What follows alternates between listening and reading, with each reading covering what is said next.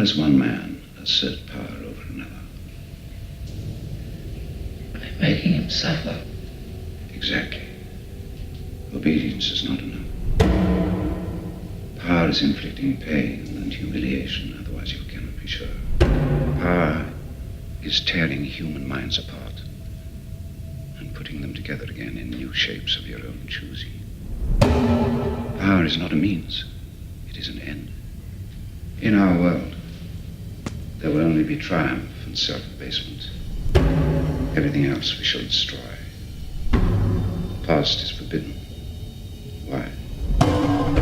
Because when we can cut man from his own past, then we can cut him from his family, his children, other men. There is no loyalty except loyalty to the party. There is no love except love of Big Brother. All competing pleasures we will destroy.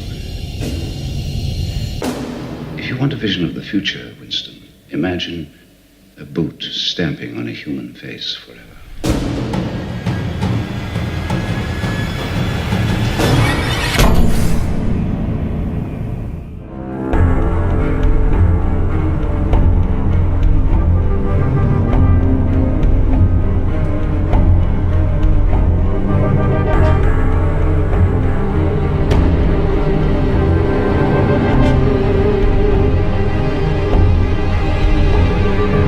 I'm not making this to tell you something you already know. We know that religions can inspire violence, and that in 2016, Islam has the gold medal. So I'm skipping that pablum. I'm also skipping the not all caveat. You should be able to understand that when I dive into this subject, I'm not talking about all of the peaceful Muslims in the world.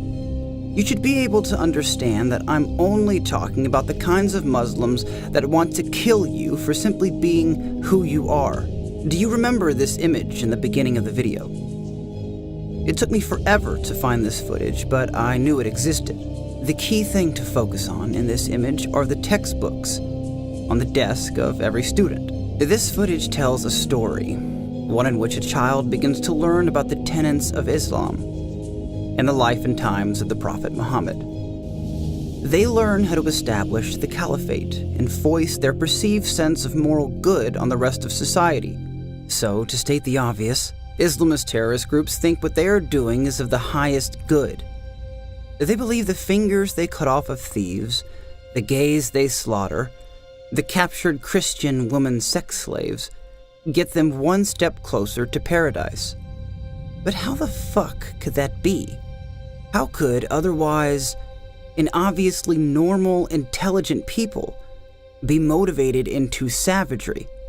Why is it that when their entire societies are destroyed, many would argue by Western intervention, they don't reestablish and rebuild their societies toward democratic values? Well, it's actually very simple to answer this question. They behave the way their prophet did. And if you don't believe me, do some reading. Wander through Islamic doctrine and the life and times of Muhammad, and you'll find a kind of barbarism that is unrivaled in religion. Muhammad, out of all the Abrahamic faiths, was the most evil, corrupt, manipulative pedophile who's ever had the banner of prophet. You may be able to point to the Bible for some similarities of violence and ignorance about women and homosexuals, but you cannot say that Jesus cut people's heads off. To do as Jesus did is to live a life of humility and love. And I say this as a secular person. I adhere to no faith, but I have merited many benefits from Buddhist meditation. But even after saying all of this, I can still hear the regressive left counter-argument. The, quote, Christians do it too. Anytime an SJW hears something repugnant embedded within the text of Islamic doctrine, they shift the discussion to Christianity, and all hopes of rational discourse go out the window. For example, this was my attempt at a discussion at Texas A&M with an Islamist apologist. Watch his inability to focus even for a second on Islam. Even after I concede his point about the moral failings of Christian doctrine, he is still unable to prevent his own ignorance. We're getting stuck in the weeds. I'm trying to ask you a question. Do you think there is a link between what ISIS does and what the Quran says?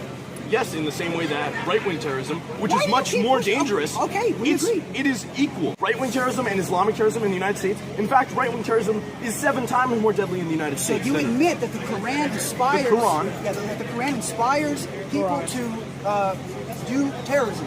Essentially, is what you said. Yes, so does every religious text. We concede. Why are you trying to keep pushing into Western things or Christianity? I'm just trying because to you can't look at things in a vacuum. The world isn't a vacuum. You're looking at things in a vacuum. What? If you have to compare things. Things are relative. They Absolutely. are absolute. They are not absolute. They're relative. Okay, so you've admitted that the Quran has problems. The Quran has no more problems than any other religious text. Dude, oh my God. Okay. Stop isolating the Quran. It exists on a global scale. It's like me talking about there are dangers in football and saying people get concussions and you're going, dude, shut the fuck up. People in baseball get hurt all the time. What are you doing? Well, that's exactly what you're doing. I'm trying to have a conversation about Islam it doesn't seem like you're trying to have a conversation at all. Huh? Doesn't seem like you're trying to have a conversation at all. You're just yelling at me about Islam. Okay. And mostly incorrectly. Okay, let's calm down. All I'm doing, and you conceded it, you said there is a problem inherent within the tenets of the Quran on a relativistic scale. I qualified it. Whatever you want to say. Don't put words in my mouth. You are admitting that certain Muslims follow the parts of their barbaric faith that lead them to... I never said barbaric faith. Okay, but how is a faith not barbaric if it inspires people to kill others? Any faith can inspire people to kill others. You are diverting attention. You are diverting. If you tell one people that red is better and one people that is blue is better, and you leave them alone for long enough, they'll start killing each other. Any idea can inspire people to kill. Any idea. Do you think that by diverting to another religion that has problems is a defense of Islam? What? Do you think that by when I ask you about Islam, you say diverting to Islam Christianity and Western problems, okay, get your hands out of my face. Do you think that is a problem? Do you think that is a defense of Islam? Are you? Yes. Okay, so you think that by saying Christianity has problems too, you're defending Islam? Yes, because the world doesn't. Religions don't exist in vacuums. That's how you can come up with these ideas that don't make any sense, like white supremacy. If you look at the idea that white power versus black power versus Asian power in a vacuum, you're right, it doesn't make any sense. But if you actually look at it, how it actually is, the white people aren't a cohesive group compared to black people or Asian people. Okay, but it doesn't make any sense. You're going over it.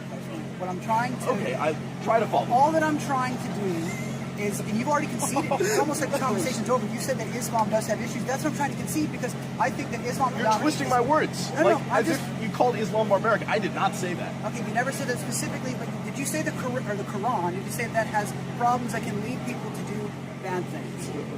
Yes. And do you think that... Like I'm saying that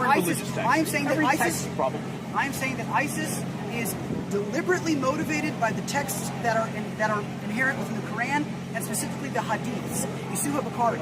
Specifically, they listen and they look at the life of the Prophet Muhammad and they mimic his behaviors in real time. They throw gays off the roofs. I'm on your side.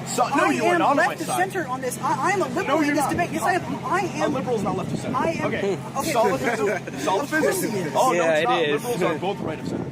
Okay, that's semantics. Liberals and Republicans. This is a small example of how polarized and stifled the conversation around Islam has become. Yes, of course, Christianity had problems. But for the Western world and even the Middle Eastern world, Christians are not committing the kinds of atrocities that Islamic terrorist groups are. It's not even in the same ballpark. It's not even on the same planet. But yes, every 10 years or so, a Christian blows up an abortion clinic, and we hear screams from the regressives that this was a, quote, Christian terrorist who was motivated by the Bible to do his deed. Well, okay, you're right. But what happened to this kind of honesty when Paris happened? When Brussels happened? But no, when these attacks happen on Western soil from Muslims, the regressives start talking endlessly about not offending the peaceful ones. Pay no mind to the Islamist takeover of Europe. We need to reshape our European identity, to reshape ourselves to conform to the Islamist groups who have traveled here. In particular, we can look at Sweden. The regressives say it's racist to say you're proud to be Sweden, but an act of love to say you are embracing the backward culture of the Islamists who have ruined their country. Conform to them.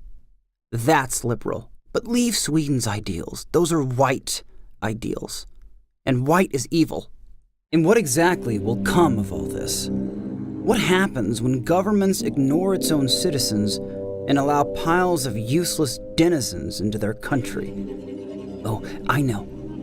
millions of people who used to consider themselves liberal will turn into one-issue voters and begin to elect right-wing politicians. Because these politicians happen to be the only ones who speak about these issues with any kind of sanity. We will also see the spread of radical right-wing political factions across the West. We will see the breakdown of modern civilization. So what's the solution? Honesty. European politicians must begin to admit that they've made a grave mistake. That not all people want to live the same kinds of life. And that if you want to live in the West, you must adopt our values. Because if the government does not do this, if they continue to put the people who've lived in their nations their entire life behind the immigrants who are arriving by the millions, they will have war. Stop this and think. Just because the rest of the world doesn't know how to behave properly doesn't mean we have to sacrifice our own ways of life to help them. We have helped as much as we could. But as soon as our own people begin to suffer under the weight of mass migration, we should stop. So Europe, stop and admit that our way of life is better. Leave the rest of the world alone. Stop trying to be the guardian of the world and be the guardian of your own people. Listen to them because they're not bigots. They're just worried, and they're right to be worried. They know that if you don't do something soon, if you don't pull the brakes, and I mean yesterday, Europe will begin to look a lot more like the Middle East if it doesn't already. So I dare you, keep doing what you're doing. Watch as the streets begin to turn to dirt and the women are reduced to objects. Notice, if you can, the sounds of gays being slaughtered in alleys and your women being raped. And all the while, the government says it's okay. They're just learning. It's our fault they act out. Please don't be mean. Then listen to the screams.